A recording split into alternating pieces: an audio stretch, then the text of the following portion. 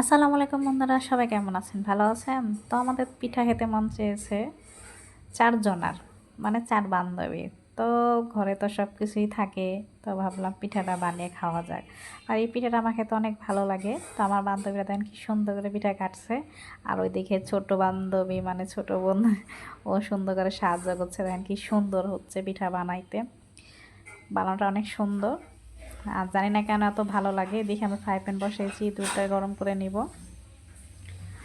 আমি সব কিছুই দিয়ে দিয়েছি, এলাচ, দারচিনি, নারকেল দেওয়া হচ্ছে।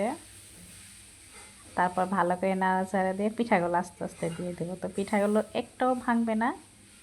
প্রায় পিঠাটা আমার রেডি হয়ে গেছে। দেখেন কি সুন্দর কালার, কি সুন্দর লাগছে, ভালো লাগছে কিন্তু আমার আমার মন চাচ্ছে এখনই চুলার উপর থেকে নিয়ে খাই, কিন্তু এটা গরম গরম মজা লাগবে না, ঠান্ডা হলে মজা লাগবে। দেখেন কি সুন্দর, একটাও কিন্তু ভাঙে নাই। দেখছেন কি সুন্দর লাগছে পিঠাগুলো দেখতে। তা আমার কাছে খুবই ভালো লাগছে। আপনাদের কাছে কেমন লাগে অবশ্যই লাইক, কমেন্ট, শেয়ার করবেন। আর নতুন যদি হয়ে থাকেন অবশ্যই আমার চ্যানেলটা সাবস্ক্রাইব করে আমার পাশে থাকবেন।